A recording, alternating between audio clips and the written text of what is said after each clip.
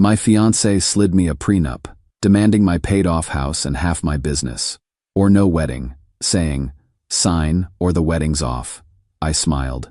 "Okay," called my lawyer, and let her think she'd cornered me. Weeks later, the paperwork she got back made her sob on. People always say you don't really know someone until you see how they handle money. Turns out they're wrong. You don't really know someone until they think they're entitled to yours. The conversation that ended my engagement happened Tuesday night over what was supposed to be a romantic dinner. Cassidy had been acting strange for weeks, dropping hints about getting serious about our future and making sure we're protected legally.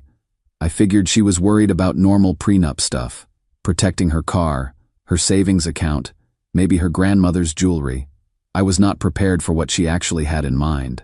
I'm Rex, 34, and I own Manning Brothers Plumbing, though there's no actual brothers involved, just me and my business partner Tank, who I've known since high school.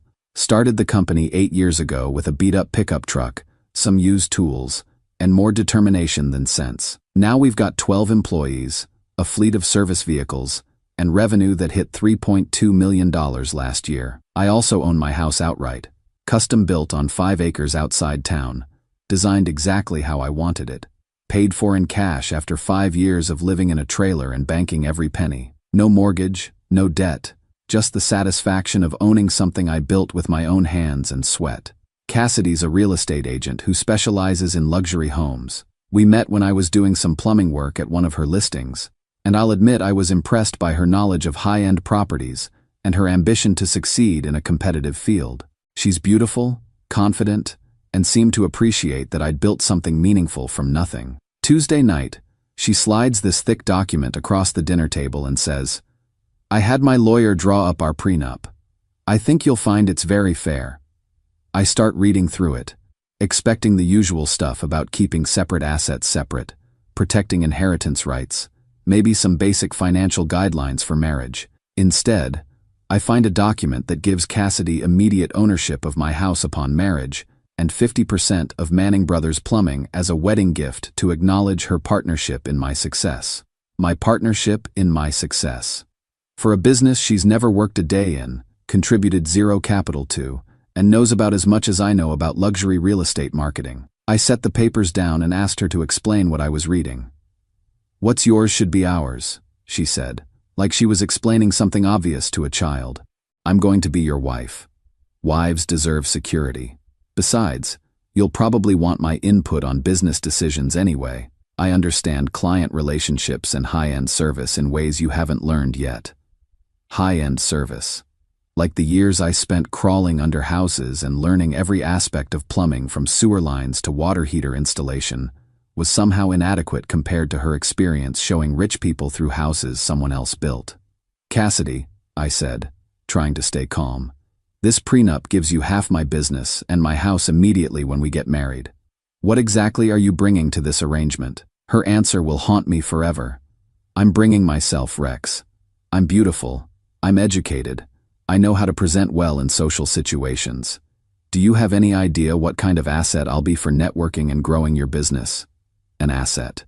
She was describing herself like a piece of equipment I was acquiring for the company. I told her this was the most ridiculous thing I'd ever seen, and that there was no universe where I'd sign something that gave away half of what I'd spent 8 years building. That's when the real Cassidy came out.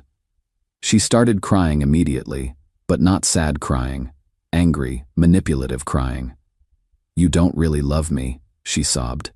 "If you loved me, you'd want to share everything with me. You're just using me until someone better comes along." When the tears didn't work, she switched to screaming. "I've wasted 18 months of my life on you. I could have been dating someone who actually values commitment. You're just another selfish man who wants a girlfriend but not a real partner."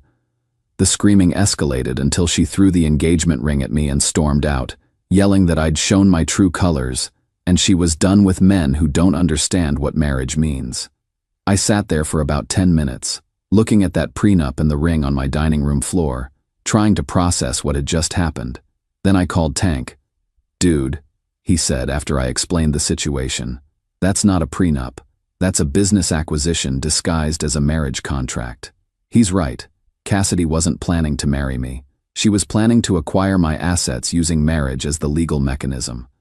I've spent 3 days thinking about every conversation we've had about my business, my house, my future plans. All those questions about revenue, about property values, about expansion opportunities. I thought she was interested in my work. Turns out she was appraising it. The ring's still sitting on my kitchen counter. I'm not sure what to do with it yet, but I know what I'm not going to do with it. Some people build things. Other people try to take things that other people built. Now I know which category my ex-fiancé falls into. Edit. Holy shit, this blew up. Reading these comments is helping me process what actually happened here. Yeah, Tank's been saying for months that something felt off about her interest in my finances. Edit 2. For those asking about the timeline, she moved in 6 months ago to save money for the wedding. Now I'm wondering if that was part of the plan too. Edit 3. Big Jim, the guy who taught me the business when I was starting out, just called. Apparently this kind of targeting isn't as uncommon as I thought. Successful tradesmen are prime targets, he said. They see the money but think we're too stupid to protect it. Update 1. I decided to do some digging into Cassidy's relationship history, and what I found makes my blood run cold. Tank, being the thorough guy he is, spent the weekend doing some research on Cassidy's background. What he discovered is that I wasn't her first attempt at this particular strategy. According to his investigation, Cassidy has dated 3 other business owners in the past 5 years. A guy who owns a landscaping company, another who runs a successful auto repair shop, and a third who built a small trucking business. All self-made guys, all significantly older than her, all with substantial assets they'd built from scratch. The pattern is identical, Tank told me Sunday morning. She targets guys in trades who've built successful businesses, dates them for 12 to 18 months, then pushes for marriage with financial integration. But here's the really disturbing part. Tank managed to track down the trucking company owner. When Tank explained what had happened to me, the guy's response was immediate. Jesus Christ, she tried the same thing on me, said she deserved half my business because wives are partners in their husband's success. Turns out she'd given this guy almost the exact same prenup, just with different company names filled in. Sunday afternoon, Cassidy's younger sister Madison showed up at my house. Madison's 24, works as a waitress, and apparently felt obligated to warn me about something. I'm sorry about what happened, she said, but I need you to know this wasn't spontaneous. Cassidy's been planning this for months. Madison told me that Cassidy had specifically researched me before we met. She'd identified my business through public records, learned about my house through property databases, and literally engineered our accidental meeting at that client's house. She calls it strategic dating, Madison explained. She targets men with money but no class. Her words, not mine. She thinks guys like you are easy marks because you don't understand how gold diggers operate. Men with money but no class. Because apparently building a successful business through actual work makes you unsophisticated compared to someone whose job is showing people through houses. Madison also revealed that the family has been coaching Cassidy on this approach. Her mother apparently believes that beautiful women deserve to marry into money, and that targeting self-made men is smarter than competing for inherited wealth. She's been bragging about your house and your business income to the family for months, Madison said, talking about how she'll never have to work again once you guys get married. I asked Madison why she was telling me this. Because it's wrong, she said simply.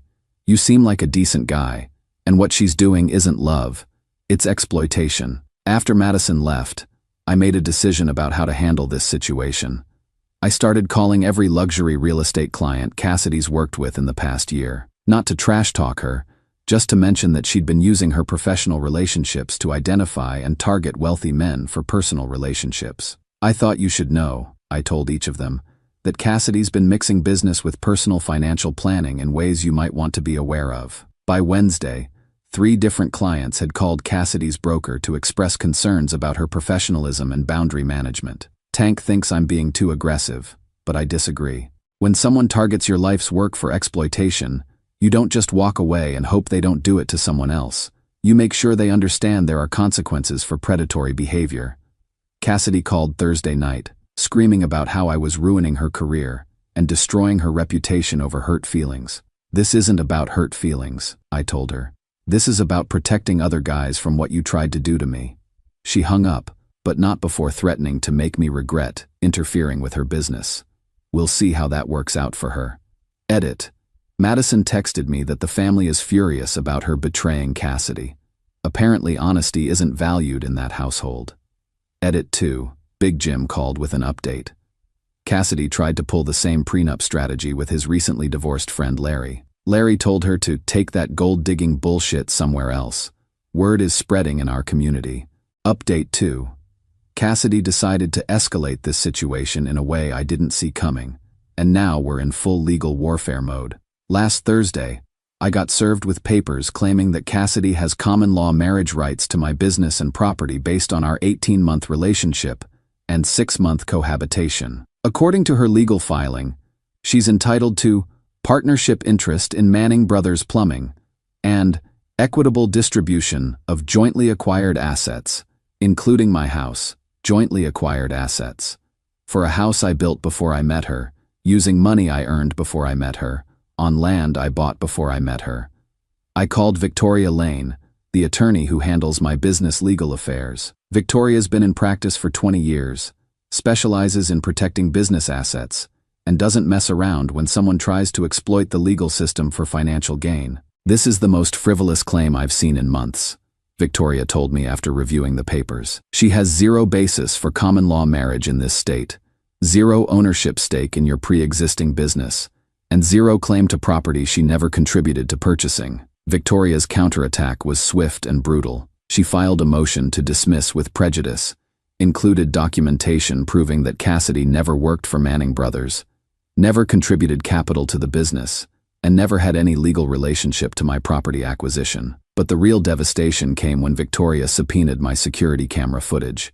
See, I have cameras all around my property, partly for security, partly because expensive equipment tends to grow legs in this business. Those cameras have been recording everything for the past 6 months, time-stamped and date-stamped.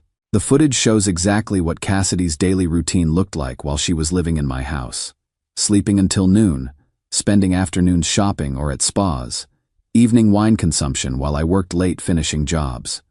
Not once in 6 months did those cameras capture her doing anything that could be construed as contributing to my business operations. Victoria presented 18 hours of edited footage to the court showing Cassidy's actual lifestyle versus her claims of being a business partner.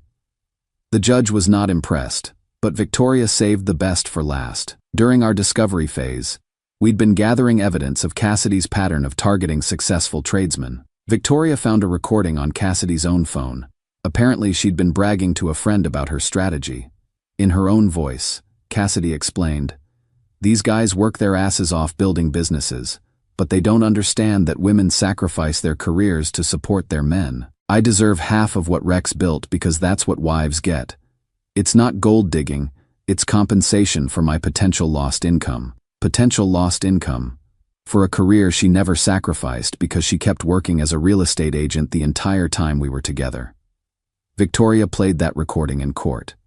Cassidy's attorney tried to object, but the judge allowed it as evidence of her actual motivations versus her legal claims. The case was dismissed with prejudice last Tuesday.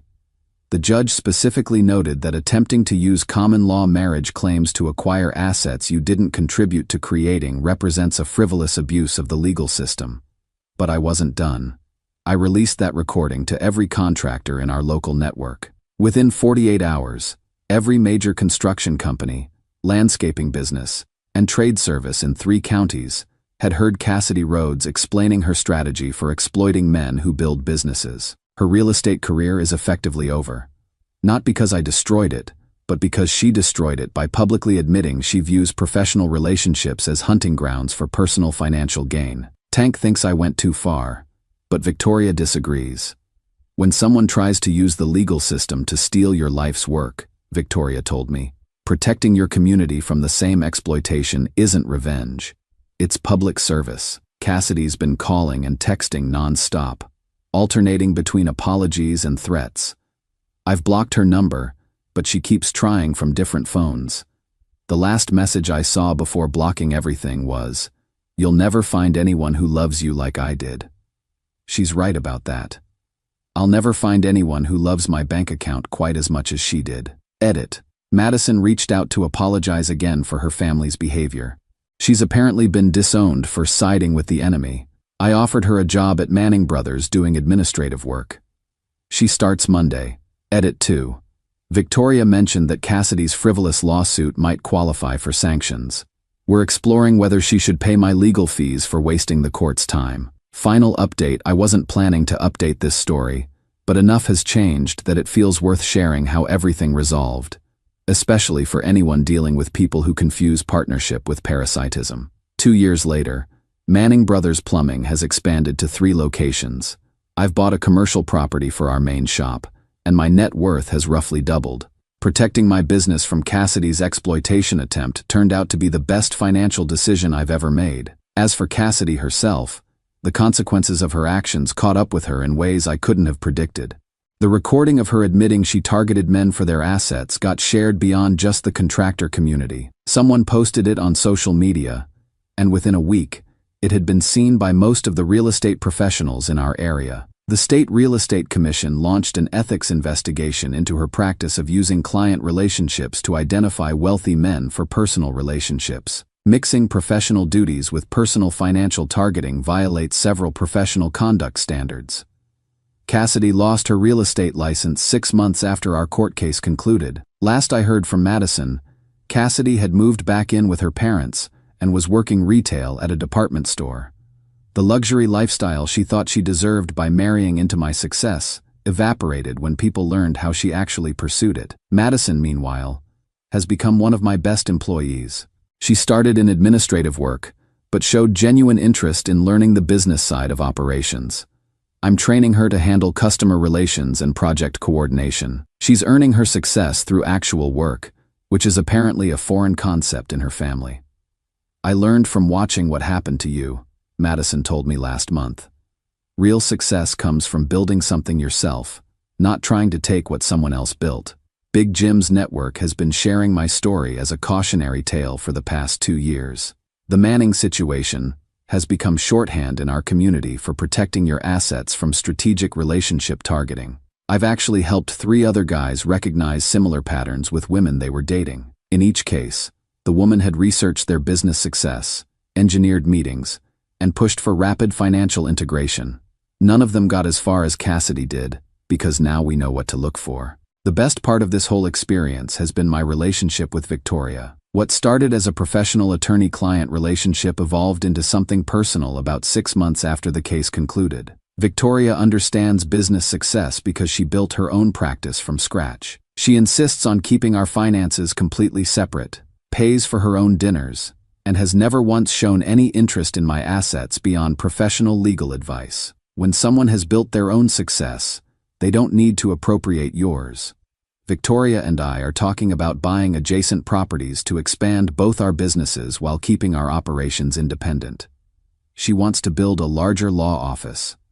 I want space for a training facility to teach plumbing skills to veterans transitioning to civilian careers. 2 people who've built their own success, planning to build something together without either one trying to acquire what the other already owns. That's what real partnership looks like. Cassidy taught me to recognize the difference between someone who wants to build a life with you and someone who wants to acquire the life you've already built. Victoria showed me what it looks like when both people in a relationship are building towards something instead of one person trying to claim what the other person already earned. The house I built is still mine, the business I created is still mine, and the woman I'm with built her own success before she ever met me, which means I never have to wonder whether she loves me or my assets. Sometimes the best protection against people who want to take what you've built is finding someone who's built something equally valuable themselves. Edit. For those asking about business growth, expanding into 3 locations was possible partly because I didn't lose half my assets to someone who contributed nothing to earning them. Protecting your success creates opportunities for more success. Edit 2. Madison's doing great at Manning Brothers. She's enrolled in business classes and is learning project management. Earning success through merit instead of manipulation has been good for her self-respect. Edit 3. Someone asked if I regret being so aggressive about destroying Cassidy's reputation. Honestly, no. When someone tries to use marriage as a legal weapon to steal your life's work, exposing that behavior protects other people from becoming victims. Community protection isn't revenge, it's responsibility.